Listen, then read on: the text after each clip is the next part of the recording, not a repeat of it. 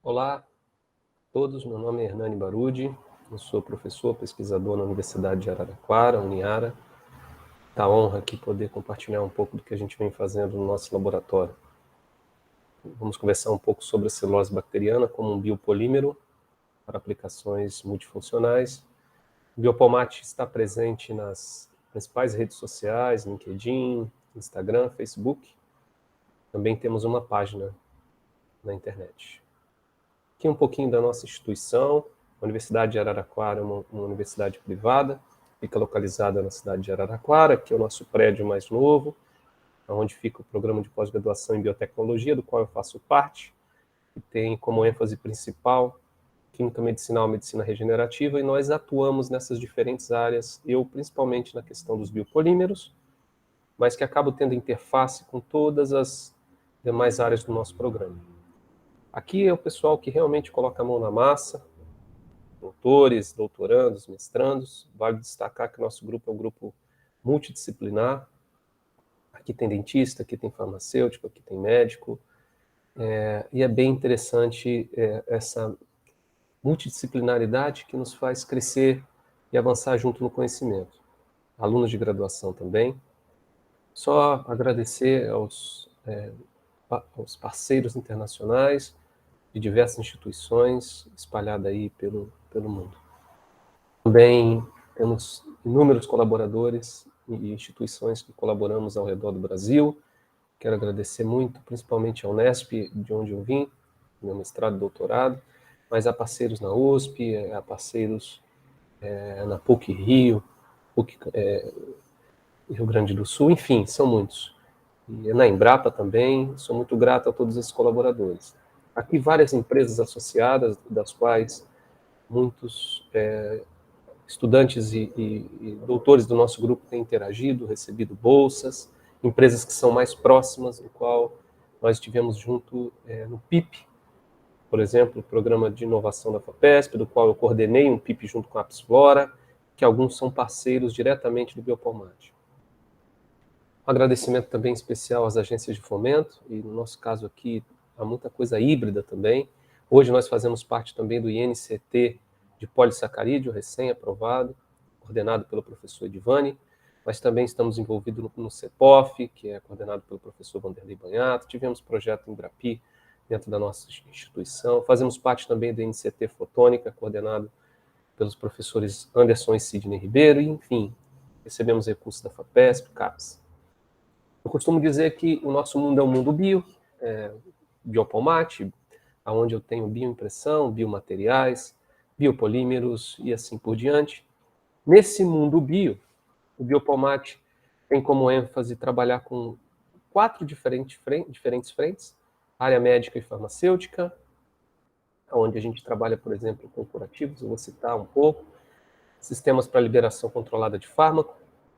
A gente trabalha também com dispositivos flexíveis, a gente chama aqui de biofotônica, dispositivos flexíveis também como os OLEDs.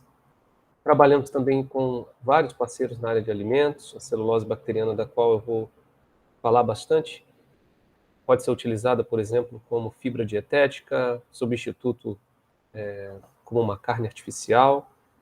E trabalhamos também hoje no agro, com ênfase principalmente no controle biológico, mas não somente nisso. No nosso grupo também, o que nós fazemos? Nós combinamos biopolímeros, ou polímeros naturais, ou até mesmo polímeros sintéticos, com diferentes entidades. Por exemplo, a gente pode modificar os polímeros pela metodologia Sol-Gel, pelo processo Sol-Gel, a gente pode combinar com nanoargilas, a gente pode utilizar impressão 3D, podemos trabalhar também com spray dryer, leite fluidizado, e tudo isso combinado geram materiais que são aplicados nas diferentes áreas que eu acabei de citar. Hoje, em específico, eu vou falar sobre a celulose bacteriana, que é produzida por diferentes bactérias, por exemplo, do antigo gênero Acetobacter, hoje gênero Comagotebacter. Ela secreta celulose através de um processo. Essa bactéria ela se alimenta de fontes de açúcar, secreta celulose, que nos dão, quando em meio estático, uma manta que a gente chama, com essa aparência aqui, gelatinosa, e essa manta pode ser seca, por exemplo, para obtenção de curativos que podem ser puros ou podem ser associados com própolis e com prata, por exemplo. Eu posso modificar também esses filmes de celulose e torná-los transparentes, a fim de utilizá-los como substratos para OLEDs. Eu posso ainda associar a celulose com diferentes polímeros ou cargas inorgânicas para obtenção de scaffolds, tanto usando o processo de liofilização, quanto, por exemplo, a impressão 3D, do qual nós vamos conversar. Aqui, para citar e que fique registrado vários artigos que nosso grupo vem publicando, e sugiro alguns artigos de revisão. Esse, junto com o grupo do professor Orlando Rojas, foi capa da Materials Today, discorrendo sobre celulose. Aqui, trabalhos recentes no nosso grupo, mostrando as possibilidades de utilização de celulose bacteriana, tanto na odontologia, quanto, por exemplo, como liberação controlada de fármacos, e com ênfase na obtenção de curativos funcionais. Esse artigo foi publicado em colaboração com meu amigo e o professor Guilherme Castro. Esse é um artigo um pouco mais antigo, mas muito interessante também, que a gente mostra a possibilidade de utilização de celulose bacteriana na área médica, por exemplo, tubos, a gente fala de sistema de liberação de fármaco, lentes de contatos terapêuticas, e então vocês fiquem livres para acessar e conhecerem um pouco mais dos nossos trabalhos. Nessa nossa conversa, eu vou falar um pouquinho sobre a possibilidade de modificação in situ, pós-situ, falar da possibilidade de reforço de polímeros usando nanobacteriocelulose, ou diferentes, vou chamar de derivados, ou de nanocelulose, desculpa, como nanocristais de celulose, nanofibras, falar um pouquinho da aplicação na área médica, e, por fim, sobre os OLEDs. A modificação in situ, muito interessante, diferente da celulose vinda de plantas, isso só é possível com a celulose bacteriana. Eu tenho duas vertentes. Eu chamei in situ, mas eu posso, por exemplo, substituir os meios de cultivo tradicionais de celulose, que usam glicose, sacarose. Nesse caso aqui, a gente utilizou goma do cajueiro, junto com meu amigo professor Edson Filho, da Federal do Piauí, e mais alguns colaboradores. Então, a gente trocou o açúcar tradicional por goma do cajueiro, e aqui o professor Edson, e a gente teve resultados muito interessantes. Essa aqui é a manta, obtida ao final do processo, usando o exudato da goma do cajueiro purificado. A gente chegou a ter resultados muito interessantes, e isso seria legal porque eu posso reduzir custos de produção, além de pegar um ativo que seria um problema para a sociedade, um resíduo, e transformar isso num produto de alto valor agregado. Dentro dessa mesma visão, nesse caso eu substituí um açúcar.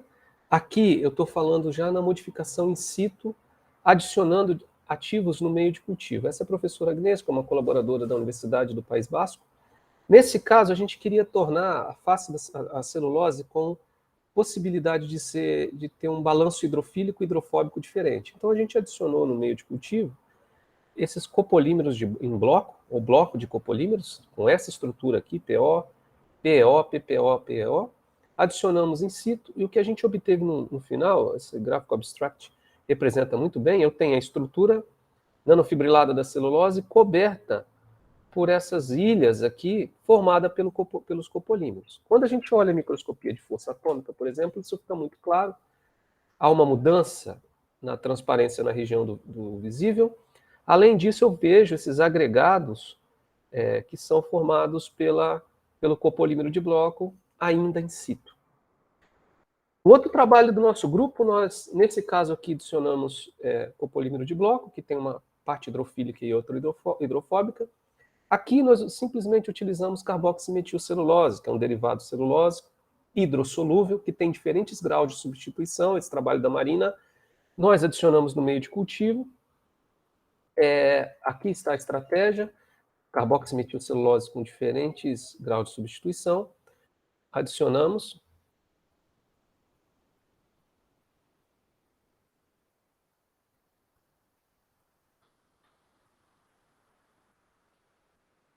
adicionamos ao meio de cultivo e, ao fim, nós tivemos uma celulose modificada, tanto na sua estrutura fibrilar, quanto nas propriedades de entumecimento. E a ideia principal aqui era utilizar essa celulose modificada como matriz para liberação de fármaco.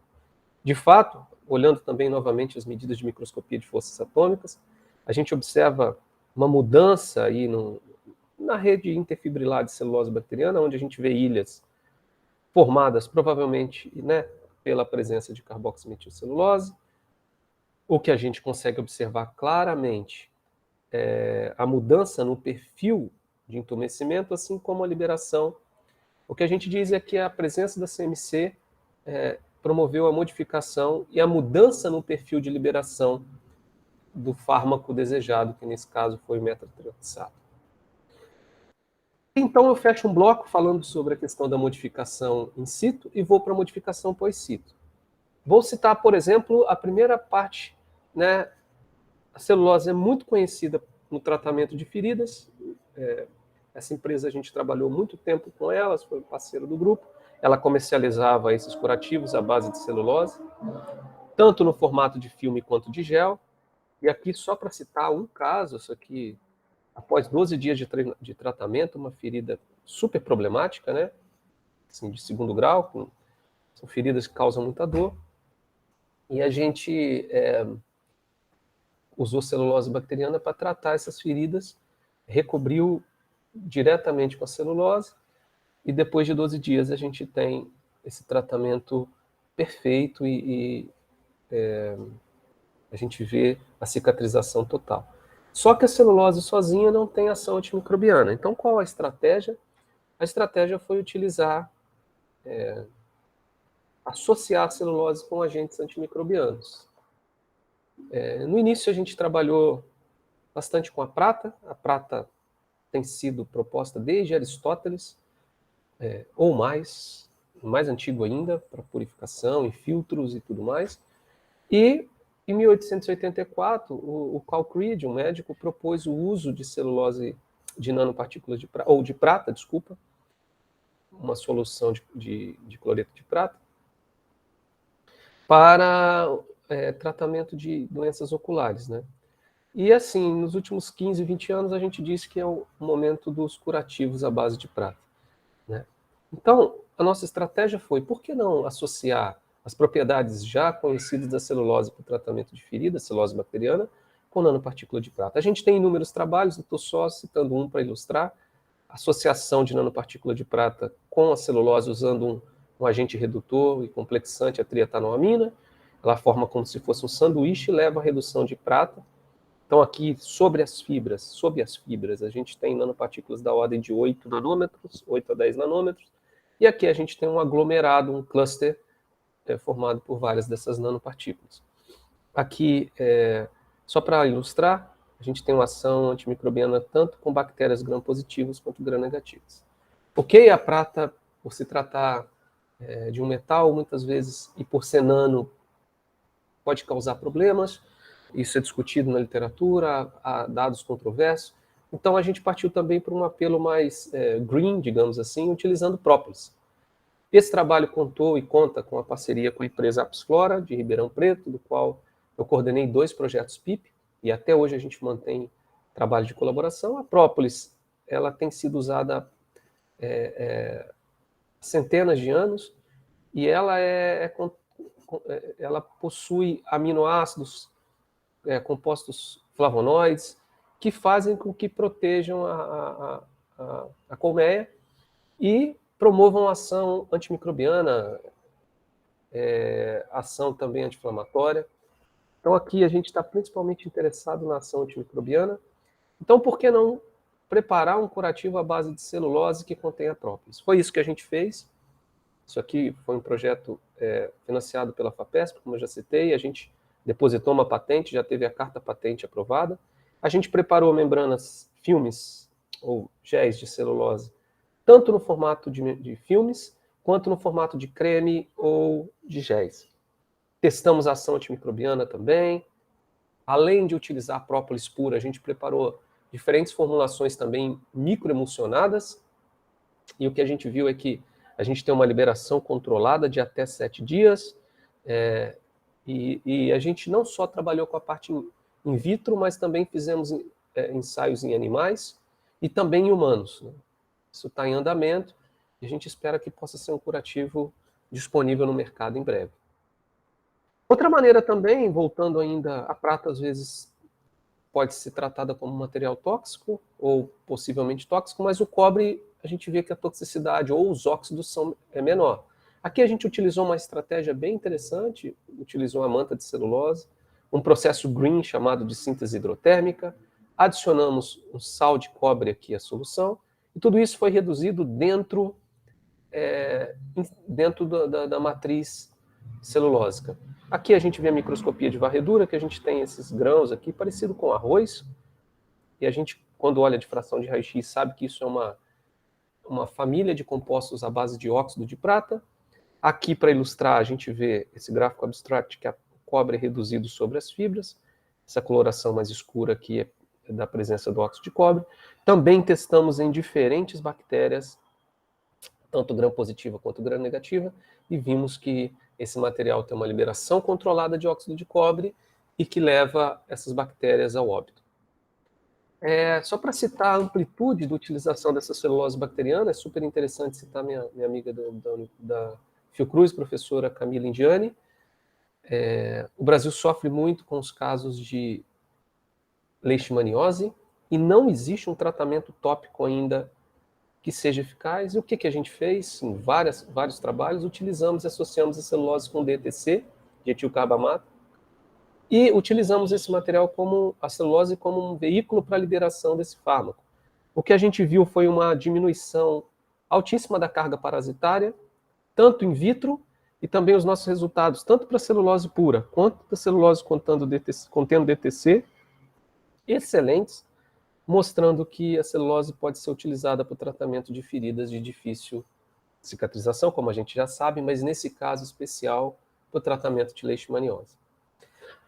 Fechando então esse bloco da questão da utilização da celulose como curativos, e in situ e pós-situ, a celulose também pode ser utilizada, a celulose bacteriana, como material para reforçar polímeros. Nesse trabalho da doutora Andréa Beneguin, a gente utilizou pectina e amido, e obtivemos filmes reforçados com celulose bacteriana obtida extraídas no ultraturx. Aqui o processo de obtenção, né? A gente mistura aí o amido retrodegradado, depois com a pectina, e adiciona tanto celulose bacteriana quanto nanofibra de celulose. Ao final a gente tem um filme freestanding, né? Um filme flexível, autossuportado, e que pode ser utilizado para essa liberação. Aqui está a liberação da celulose, e a gente mostra que a adição de nanocelulose muda o perfil de liberação e muda a flexibilidade do filme, mostrando que a celulose, não só no formato de gel, mas também no formato de uma suspensão ou de nanofibras, pode ser utilizada para reforço de materiais. Muito interessante que nesse caso aqui a gente utilizou, junto com a professora Márcia Moura da Universidade da Unesp de Ilha Solteira, que a gente utilizou um processo reaproveitando nanocelulose bacteriana, mas o resíduo, para extrair nanocristais. Aqui também envolve o meu amigo professor Caio Gomide, e a gente extrai desses resíduos, a gente extrai nanocristais e utiliza para reforçar, nesse caso, por exemplo, um derivado celulósico. As propriedades mecânicas são afetadas, tanto na propriedade de tração e deformação, tanto quanto também nas propriedades do módulo de Young e elongação. Aqui um outro trabalho também nessa mesma linha, usando nanocristais de celulose, usando o upcycling. A gente utilizou nanocristais de celulose obtidos por rota ácida, modificamos com siloxanos. Após essa modificação, a gente obteve filmes, né, com diferentes concentrações de GPTS e de APTS, que são 2 siloxanos, e esses materiais podem ser utilizados, por exemplo, aqui está uma representação de como é a microscopia de varredura deles, e esses materiais podem ser utilizados tanto para plataforma para crescimento de célula, como para sistemas de liberação de fármaco, uma vez que eles não são citotóxicos, como a gente mostra muito bem nessa figura aqui à direita, mostrando a viabilidade celular de todos eles acima de 70%, em células, por exemplo, de fibroblastos, mostrando que os materiais não são tóxicos. Essas nanofibras ou nanocristais de celulose tem um desdobramento super interessante também, que é a obtenção dessas nanofibras por processo usando um maçuco, por exemplo, e depois usando o processo de spray dry. Esses materiais podem ser encapsulados com diferentes polímeros e usados para liberação de fármaco, por exemplo. Eu posso utilizar para liberação de fármaco, ou eu posso utilizar essas nanofibras usando o spray freeze-dry, por exemplo, para obtenção de esponjas, e ter um aumento da área superficial extremamente diferente do spray dryer. Ou, além disso, posso utilizar para obtenção de micropartículas. Essas micropartículas no nosso grupo a gente tem utilizado tanto para liberação de fármaco, quanto para liberação de micro-organismos, no caso que eu falei do controle biológico, para liberação de fungos, nessa linha.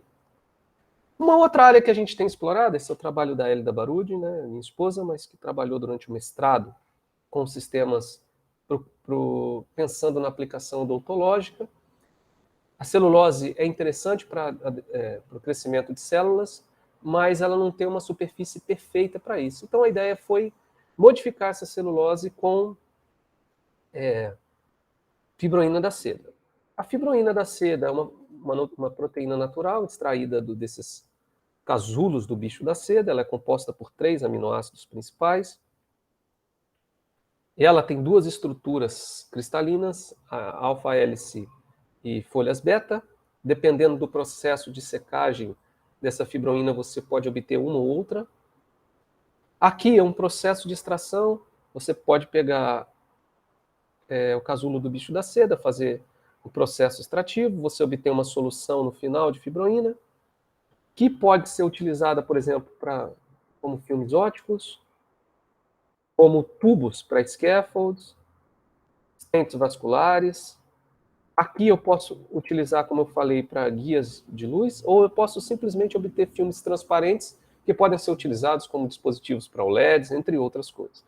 No nosso trabalho, especificamente, a gente utilizou a celulose úmida, ou a manta de celulose, e mergulhamos em diferentes soluções de fibroína, sendo que, ao final, o que a gente obtém é um filme, ou uma esponja, desculpa, que tem uma rede dupla. A gente pode ver claramente as nanofibras de celulose e as nanofibras de fibroína sendo formadas e cristalizadas aí sobre a celulose bacteriana, e quando eu uso um excesso de fibroína, eu tenho todo o recobrimento. Esses materiais foram testados e foram validados com adesão celular, usando fibroblastos, células de fibroblastos L929. Quando eu olho a superfície da celulose bacteriana, eu tenho uma matriz com células aderidas à superfície isoladas. Quando essa celulose ela é recoberta por fibroína, devido à presença de proteínas, etc., aminoácidos, a gente vê um mar de células, e que essas células de fibroblastos já estão começando a se espraiar sobre a superfície da celulose bacteriana. Se a gente olha esse gráfico também, a gente vê que quando eu tenho a presença de fibroína, eu tenho um aumento absurdo da adesão e da proliferação celular, sugerindo que esse material possa ser utilizado como scaffolds. Aqui, no primeiro caso, usando a celulose e usando um processo de liofilização. Nesse caso, utilizando agora a obtenção de filamentos. A gente sabe que o PLA é o polímero mais utilizado no processamento de filamentos. E você pode utilizar uma impressora comercial pelo processo FDM para obtenção de estruturas com diferentes porosidades, por exemplo. Aqui, o Igor, que fez mestrado conosco, que hoje tem uma startup, ele construiu uma mini extrusora, e a ideia era que nós pudéssemos construir nossos próprios filamentos.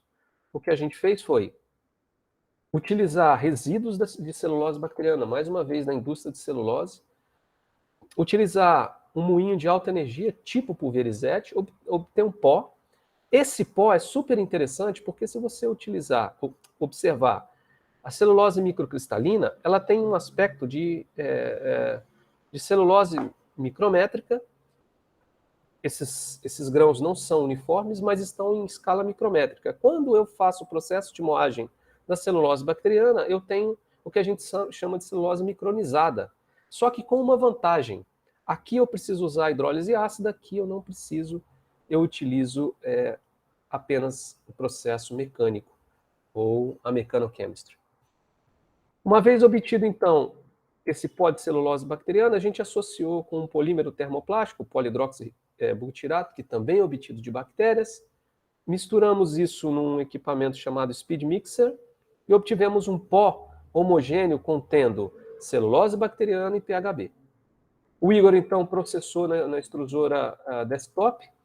A gente obteve filamentos da ordem dos filamentos comerciais, 1,74, né, milímetros.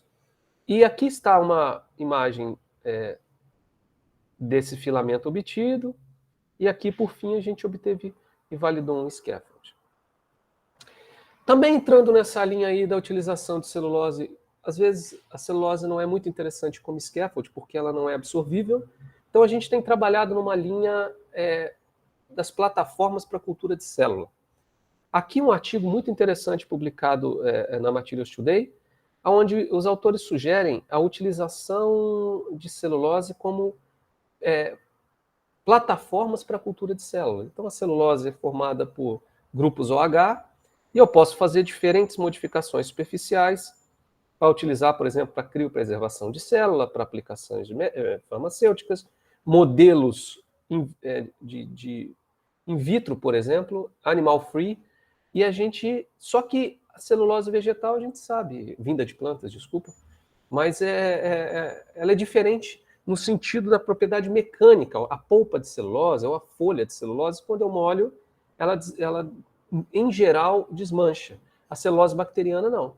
Então a gente tem aproveitado isso, feito modificações superficiais, utilizando diferentes agentes siloxanos ou diferentes polímeros sob a superfície da celulose bacteriana, tem modificado esse material. Podemos trabalhar também com proteínas morfogenéticas para melhorar essa adesão às células. Foi isso que a gente fez, então, modificamos a superfície da celulose bacteriana, a gente consegue controlar esse balanço hidrofílico e hidrofóbico e, por fim, obter uma adesão celular diferente da celulose nativa. Ainda falando dessas aplicações multifuncionais, será que a celulose pode ser um substrato para a obtenção de dispositivos eletrônicos? Aqui tem vários artigos da literatura. Nosso grupo, em colaboração com o professor Marco Cremona, da PUC-Rio, professor Cristiano Legnani, da Federal de Juiz de Fora, e o professor Sidney, onde esse trabalho começou, quando eu ainda estava no meu doutorado, a gente utilizou esses filmes de celulose para a obtenção de substratos flexíveis. Hoje a gente tem um projeto em conjunto com esses grupos que envolve a possibilidade de usar esses polímeros como retinas artificiais. Aqui é o primeiro OLED que a gente fez. A gente, quando aplica a diferença de potencial, a gente vê que esse material luminesce no verde, característica do hidroxiquinolato de alumínio, mas a celulose não é. Os filmes de celulose são semi-transparentes. Então a ideia foi modificar essa celulose com diferentes agentes que deixassem a celulose bacteriana transparente. Esse trabalho começou também com meu amigo da Universidade de São Paulo, professor Maurício Caiuti. A gente depositou uma patente, recebeu uma carta patente também de aprovação. E aí a gente utilizou essa estratégia bem interessante. Utilizamos um híbrido a partir de boemita e GPTS. Esse híbrido ele pode ser recoberto sobre a celulose, usando tanto a celulose úmida quanto seca, e ao final a gente tem um material extremamente transparente, com transparência ótica na região do visível de cerca de 80% a 90%. Aqui, só para ilustrar, então, a transparência ótica. E aqui, um OLED feito sob a celulose bacteriana. Esse trabalho também, a gente utilizou nessa mesma linha, ali usando primeiro com Maurício Caiuti um híbrido. Aqui nós recobrimos a superfície da celulose seca com poliuretano. fomos capa da Journal of Materials Chemistry, e aqui está só para ilustrar esse gráfico abstract feito pelo Dr. Robson, hoje está na Suécia.